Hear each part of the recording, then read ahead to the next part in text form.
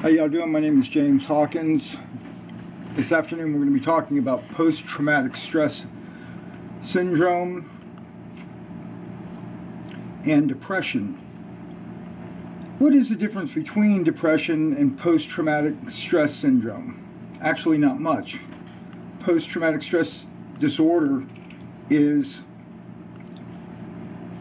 when an individual experiences an event that is so emotionally disturbing or challenging that they secrete adrenaline and endorphins into their system because they feel frightened and because they have fear for their life. The more dramatic the event, the higher the degree of depression and the higher degree of post-traumatic stress syndrome they develop. The worst case scenario for any depression that reveals itself, or any post-traumatic stress disorder that reveals itself, is the age of the individual that is going through the experience or has the event take place, so that the younger the individual is, we're not talking about a week-old child or a month-old child, we're talking about a child that is 1, 2, 3, 4. The younger that child is, and the scarier that it is, and if it involves people that he knows as opposed to somebody that he doesn't know, those are seemingly the most important factors to determining what the propensity is for that child to later on develop depression over that, or post-traumatic stress disorder that happens in children, that happens in adolescents, that happens in teenagers, and that happens in adults even. It doesn't matter how old you are or how young you are. If you experience an event that is just so disturbing or so contradictory or so horrifying or so challenging that you think or thought you may lose your life in it, those types of events seemingly are the stressors. And it's the stressors that we manifest through experiencing life dictates whether we are going to be depressed all the time, or every now and again we get depressed. Everybody does, because there are those stressors that are in everybody's lives. Or if we're going to develop something called post-traumatic stress disorder. Now, post-traumatic stress disorder is very much like being mega depressed. And when you're mega depressed, you're not thinking clearly. And if somebody comes up to you and pokes fun at you or tries to get you to do something that you're not wanting to do, you will probably become antagonistic towards them, and you will probably become aggressive to them in your defense, because at that particular moment, since you're so, depressed and disabled, it's almost like they're striking at you. So the more depressed you are, or the greater degree of post-traumatic stress disorder that you have, it doesn't take too much to get an individual who suffers from those things to fly off the handle or lose their temper. Matter of fact, any overt action towards someone who's depressed or is in one of those PTSD fogs, I'll call it, could react in a very violent way and in a very aggressive way, and they can say things that they don't mean. And I mean that for a fact. They'll say things that are so ugly and nasty you won't even believe it's the same person that you're talking to.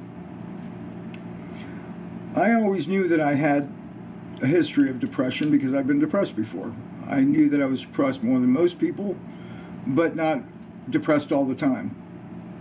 But because of the event that I went through that lasted 13 years, other major factors in traumatic events are the duration of the event, or the duration for how long you feel threatened.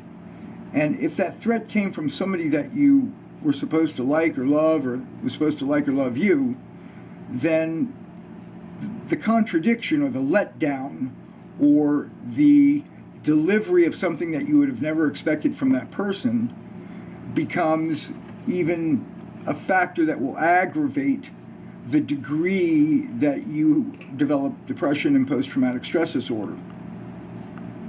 In my case, I had 13 years of child abuse. That's enough to qualify me for an extreme case of PTSD, which I do have. There are a few of the side effects of post-traumatic stress disorder that look like maybe schizophrenia, but it's not. Schizophrenia is hallucinations, multiple personalities, and these things I don't have, but I do have post-traumatic stress disorder.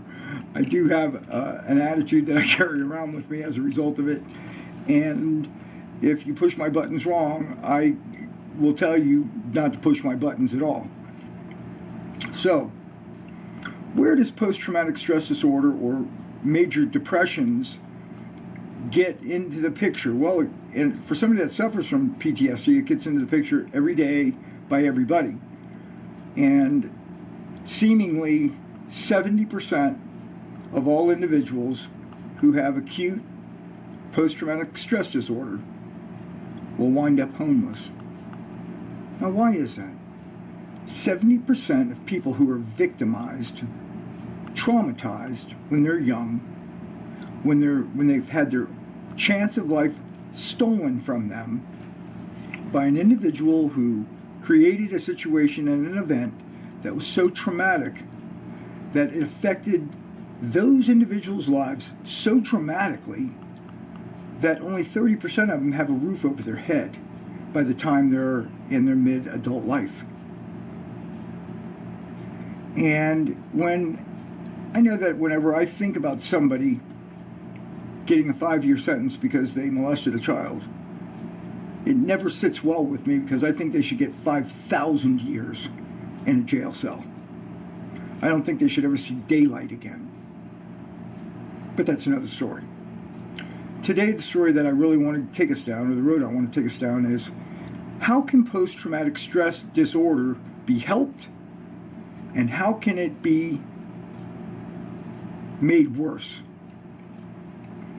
Number one, post-traumatic stress disorder are chemical reactions that take place in the body, and the body gets used to those chemical reactions, and it becomes used to those chemical reactions. For example, when you have a tremendous amount of fear, you release adrenaline and endorphins. Those endorphins mixed with the adrenaline causes a new drug or increases the level of cretazine. We're not going to get into cretazine right now, but we will get into this. Endorphins amplify the body's ability, or strengthens the body to be able to run faster, jump higher, swim faster, hit harder, etc. Because when they're released so that you can win or survive or live. It's called the fight or flight. So when we get into a life-threatening situation and we think we have to fight or flight, then the endorphins kick in and the adrenaline kicks in. They're deposited into our blood system, and they go throughout the body very quickly because blood moves throughout the body rather quickly. And what happens is the stomach gets shut off. No more digestion is going to take place. And other areas of the brain shut down, like hearing is they're really not so much listening to what's going on because you're about to die, and so you're fighting for your life.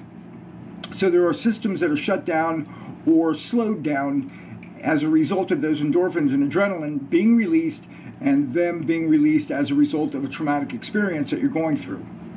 Bottom line is, if that threat doesn't go away, but goes back into its hole into the ground, and you live right down the street from it, and you know it's a terrifying thing that when it comes out, it wants to eat, and it wants to eat you, that weighs on you 24 hours a day, 7 days a week. It is even in your subconscious. It affects your dreamland, and your body becomes a producer of adrenaline and endorphins that can be, over a long duration of time, if you're in a traumatic setting, over a long period of time or for a long duration or multiple times, And it doesn't have to take a million years. It doesn't have to take a year.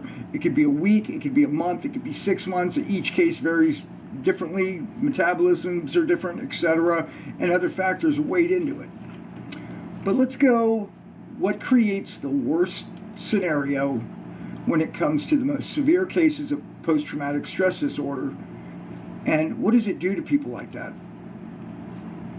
The younger the child or the younger the individual is, the more violent the situation is.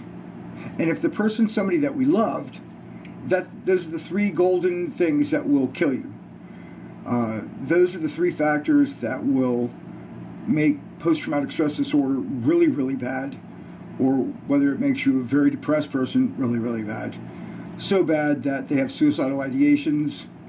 And like I said, 70% of all children who are abused, 70% of them wind up homeless. Think about that. Victimized at the get-go, and they have to pay for it at the end-go. And the individual that's done it to them still gets to laugh and walk down the street free.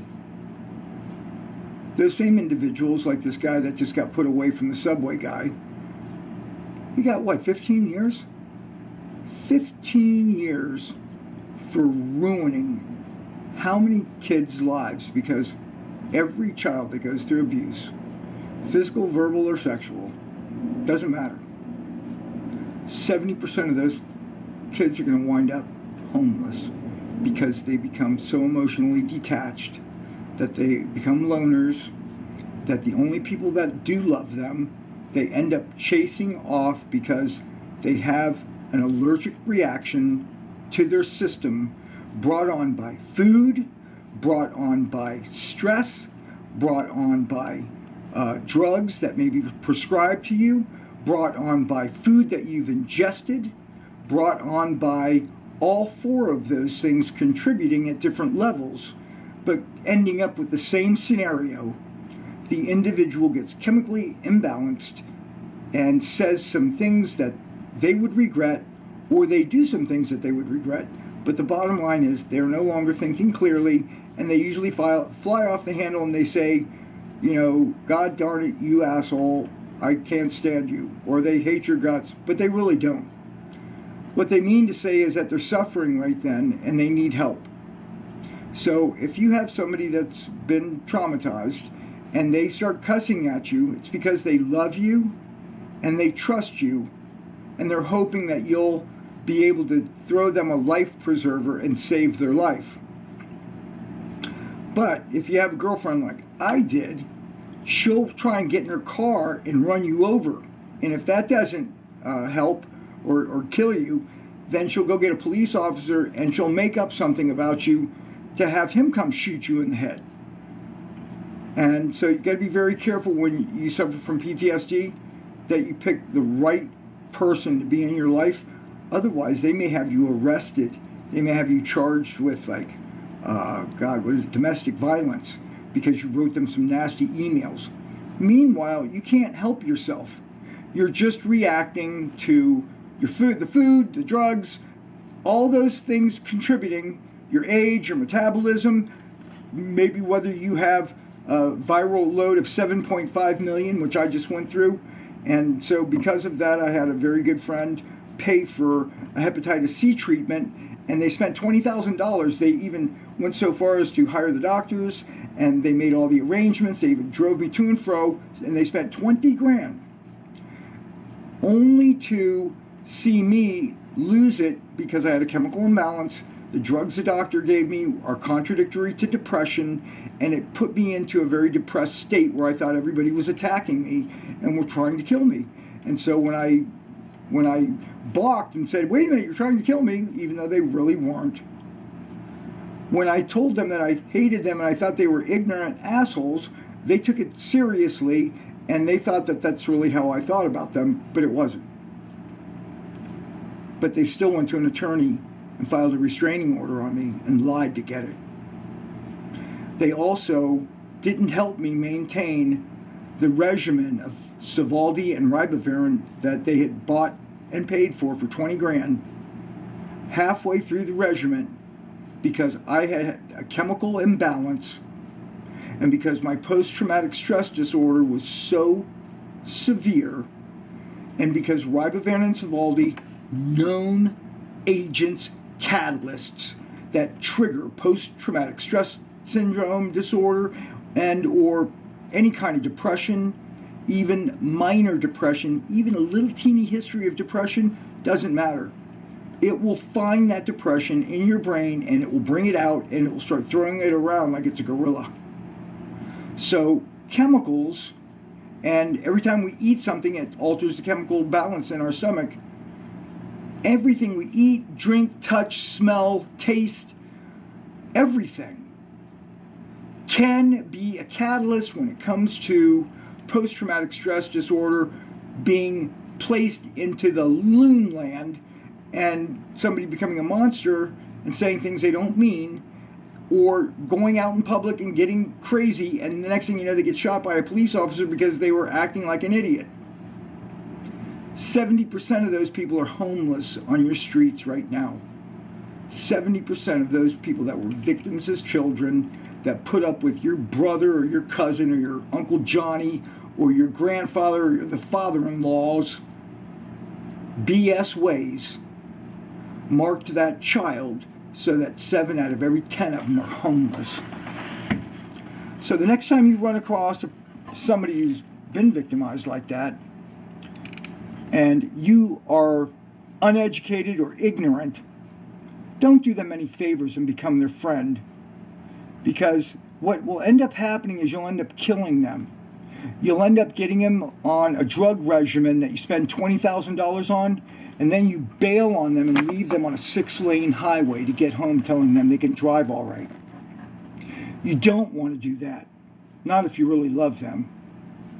That's what my friends did to me, and they want me to believe that at one time they really loved me. Well, you know what? That kind of love I can do without. That kind of love I don't want.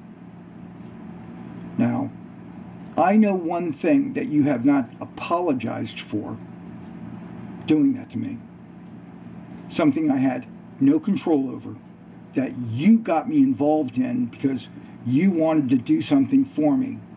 Well, here's the facts of what you did for me. That was the last regimen that I was afforded. I never got back on the medication again. My hepatitis C virus is back. And you left me and told me to drive when I was out of my mind because of being raped for 13 years of my life. You made me pay more of a price again. It's all right. Everybody's done it. But you see, the thing that gets me is that you don't think you did anything wrong. You're so freaking good and too good to apologize when you're called out and you're dead ass wrong. Here's another thing, just food for thought.